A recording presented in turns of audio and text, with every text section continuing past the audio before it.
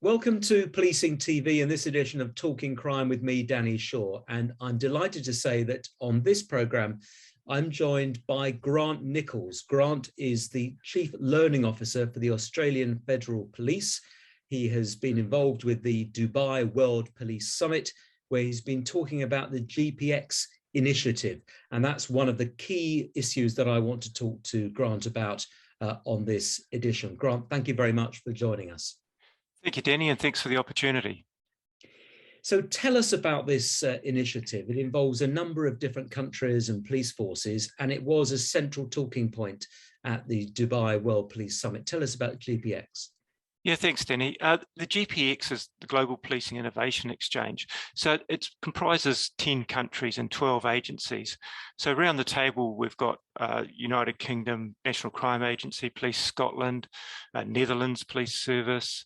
We've got the UK Met, Germany BKA, Dubai Police, Singapore Police, New Zealand Police, US FBI. We've got the Canadian Mounted Police, Brazilian Federal Police, and of course the AFP. So there's 12 agencies, 10 countries. It was established in a, I guess, a conversational way in 2019. And what it has done is brought together a number of like-minded countries. And fundamentally, the thing on the agenda that we talk about and we discuss and we explore is innovation in police and policing. So police being the entity and policing being the activity. And we've had some really, really interesting interactions across the globe. You know, one of the things that strikes me, of course, is that we're all fundamentally wrestling with the same sort of issues. And at the heart of policing is people. And, you know, we've got policing wrapped up in policy, practice, and procedure. But at the very heart of policing is people. So how do we innovate? How do we look for that paradigm shift? How do we explore best practice in terms of policy, in terms of procedure, when we're all fundamentally dealing with similar issues across the globe? Is it simply a talking shop, or does it amount to something more than that? Because I know when police officers get together, they love to chat and exchange ideas and stories and so on. And that's, you know, there's a value in that, but you've got to do something with all that talk, haven't you? Absolutely, and it is very much action orientated. So, I mean, the first step is to explore an issue, to explore, you know, what is happening, what's happening in the various countries. As I say, fundamentally, we're really dealing with very, very similar issues, which are really rooted in social problems and challenges, but also opportunities.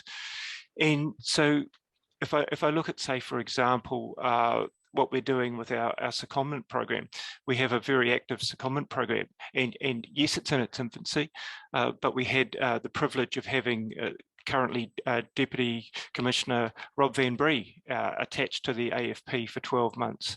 And Rob brought a wealth of insight from the Netherlands Police Service to the AFP during that secondment. We've currently got a secondee from Police Scotland who's exploring a piece of work around a leadership program in the context of innovation. So it's not just about sitting around the table and having a chat.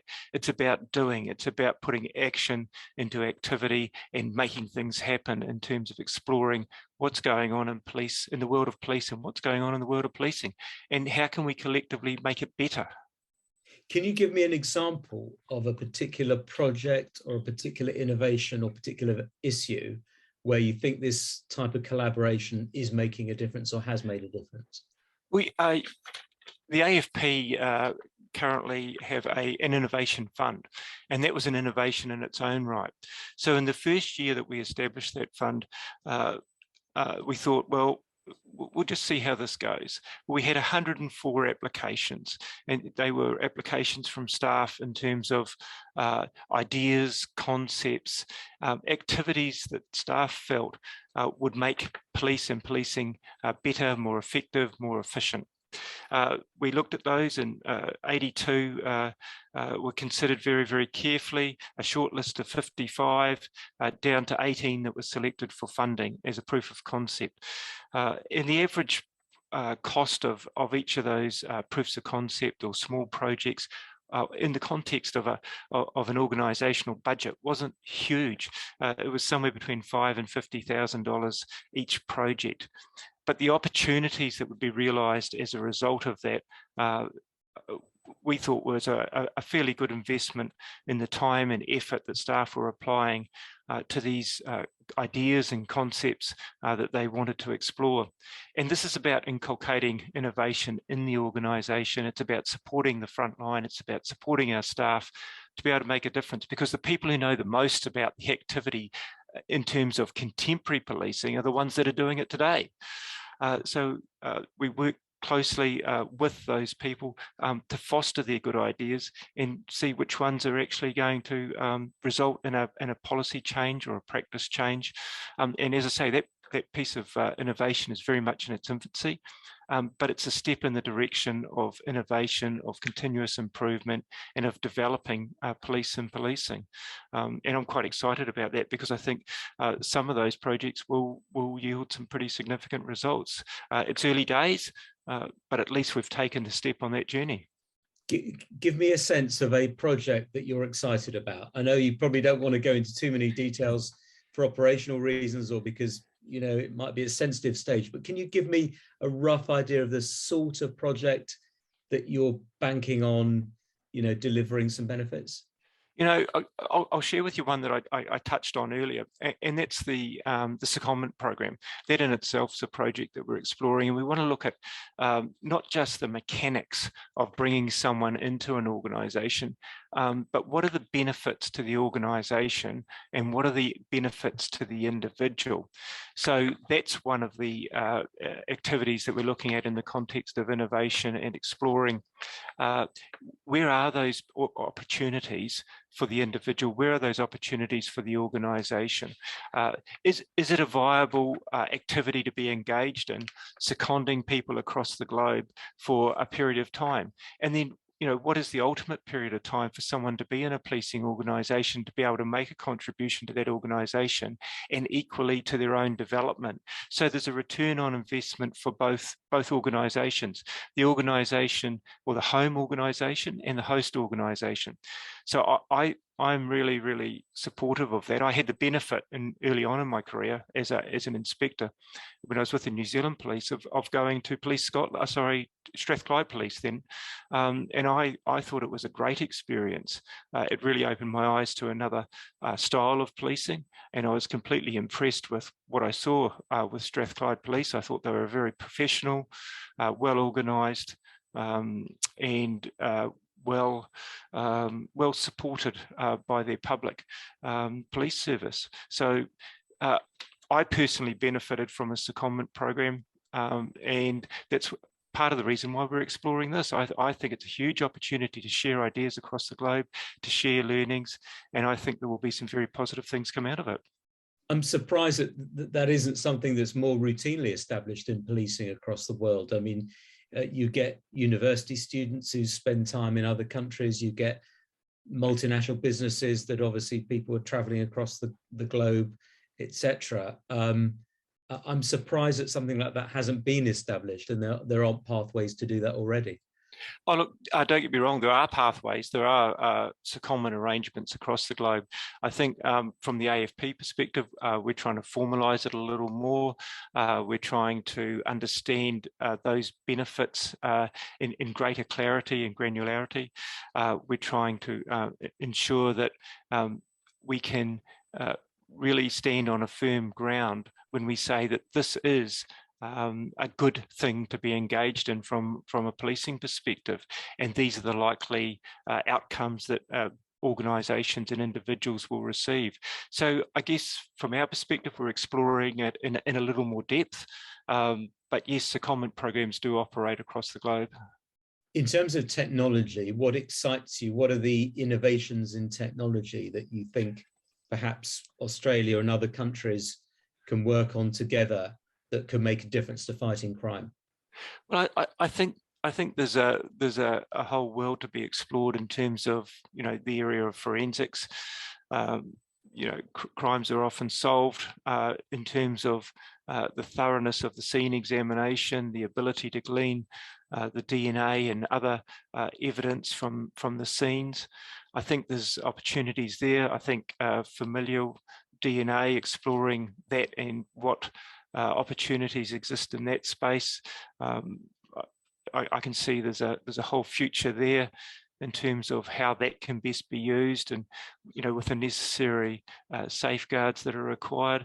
So I think in the forensic area, there's a lot of activity going on that is going to be nothing short of good news for public safety.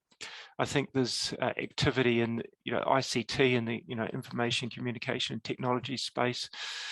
When I joined the police 37 years ago, probably the sum total of our technology really was a walkie-talkie and an ability to communicate back to your central base. Now look at the technology that's available. I dare say there's not a crime that's committed that hasn't got some sort of technology component attached to it these days, and that could be something as simple as a single text message, or something even far more complex and complicated. One of the things that I'm concerned about is the area of deep fakes, and to be honest, I don't know a lot about it, but from what I have heard, it's really concerning. The ability to put false information out there, and it dons a cloak of accuracy and respectability when it's fundamentally false. That area is an area of exploration which I think is going to engage the criminal justice sector and law enforcement in the future. So I think there's a whole landscape of activity that police are going to get involved in and are involved in as we move forward. But I think when you boil it down, when you actually really look at the essence of policing, at the centre of the policing equation is always going to be people. And in that context, you've got a number of social problems and challenges that need to be addressed. So there's lots of opportunities there to explore. You mentioned deep fakes there. Is that something that countries working together and technology experts are working together to find some kind of solution to it, some criminal justice solution that can spot false information, false images, fake videos, etc.? It's not my area of expertise, but I would be surprised if there's not a lot of activity going on. It's out there. People are aware of it. Conversations have started, and I'd be surprised if there's not a lot of activity designed to do exactly what you've just indicated, Danny. I mean, one of the issues for policing certainly is the use of artificial intelligence and the benefits that can have. What's been Australia's experience of that, and particularly facial recognition, which is a huge debate here in the UK? Yeah, look, I think it's another opportunity worthy of exploration, and it's gone well beyond exploration. I think if the appropriate safeguards are put in place, then it's another tool that can be used in the interest of public safety. And those safeguards are around use, policy, practice, procedure. Around the legal issues associated with the use of AI. So I think it does present an opportunity, and it's just a matter of getting the right technology and the right policy settings and the right activity around its use and understanding of that. Is it being used by police in Australia? Again, it's not my area of expertise. So, if we look at, say, for example, CCTV. I mean, CCTV's proliferated throughout the world. I mean, there's not probably a major city in the world that doesn't have CCTV. So, is there an argument to be made? That's a form of intelligence that's being used. Well, yes, it is. But there's good, strong safeguards around the use of CCTV, particularly in public places. So I think that's an opportunity to leverage off what's happening in that area and taking it into the AI, because I think there's some really responsible use of CCTV throughout the world in the interest, again, of public safety. yes, I do support the use of CCTV in public spaces, providing the policy settings are correct, and they generally are. And I think the evidence is that these interventions have created a safer public space, and they have contributed to more thorough investigations when the material's been available. In terms of your background, as you say, you started in New Zealand police, you've worked in Scotland, you were deployed to Thailand after the 2004 tsunami, and now you're in Australia. What can you say about the different policing styles of the various countries you've worked in? You talked about the big difference between New Zealand and Strathclyde Police. Can you articulate perhaps, exactly what those differences were and some of the other contrasts that you've seen as throughout your very long policing career? Look, I would say, across the globe, as I said, fundamentally, we're dealing with very, very similar issues, often social issues and a criminal justice intervention. And all the police forces I've worked with, I hold them all in very, very high regard. New Zealand Police is a very, very professional police organisation. It's moved its activity over the years to a greater focus on prevention, and that's 100% the right thing to do. It's a very community-orientated policing service and engaged closely with their community. Strathclyde Police Service, equally a professional police service. I saw a very good policy and practice going on in Strathclyde, and there was very, very clear direction from the Chief Constable about what was the priorities of the organisation. And Northern Territory Police, again, a very, very good and effective police service dealing with a number of social issues. And the upper echelon of criminal offending in terms of homicide and matters of that nature, and doing very well at it. In terms of the AFP is it's a local, it's a national, it's a global policing agency. It's local in the context that it provides a community policing service to the Australian Capital Territory. It has national oversight of some very serious criminal offending across the country, and it also has a large international footprint. So, but at the end of the day, policing is about people.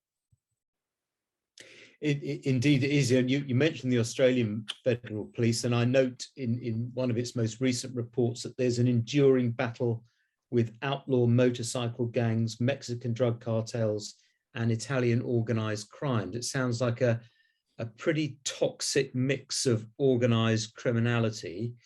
Are you winning the battle? Look, I think what I've seen in the AFP is some incredibly talented people who are very, very good at what they do. And in terms of winning the battle, I would say every day we've got some very, very skilled operators who come to work to make a difference in policing, and they are making a difference. Organised crime across the globe is a challenge for everybody. It's not going to go away anytime soon.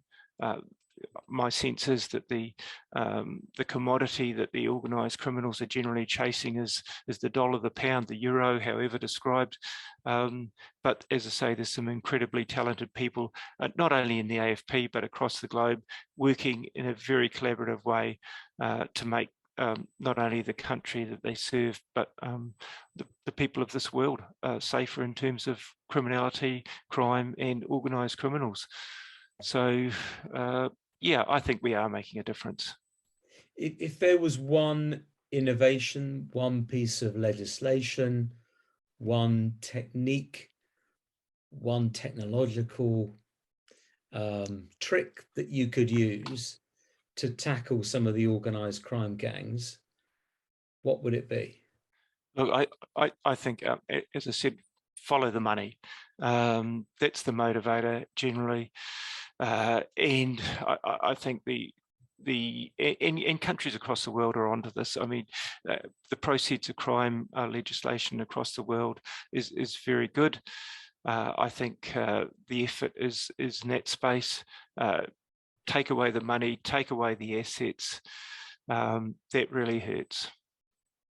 That really hurts when you take their assets away. Have you seen that? Have you seen the faces of the criminals? Have you been in court when they've had their assets seized, when the judge has ordered them to be confiscated? Have you seen that close up? Look, my sense is that some of them are prepared to do jail time. They don't want to lose their multi-million-dollar mansion and their lifestyles. And you've got to remember, I mean, those lifestyles are built on a foundation of sand. So the tide's coming in. The tide's coming in. Well, the time is against us, I'm afraid, Grant Nicholls. Thank you very much indeed for joining us on this edition of Talking Crime on Policing TV. Thank you very much. Thank you, Danny, and thanks for the opportunity.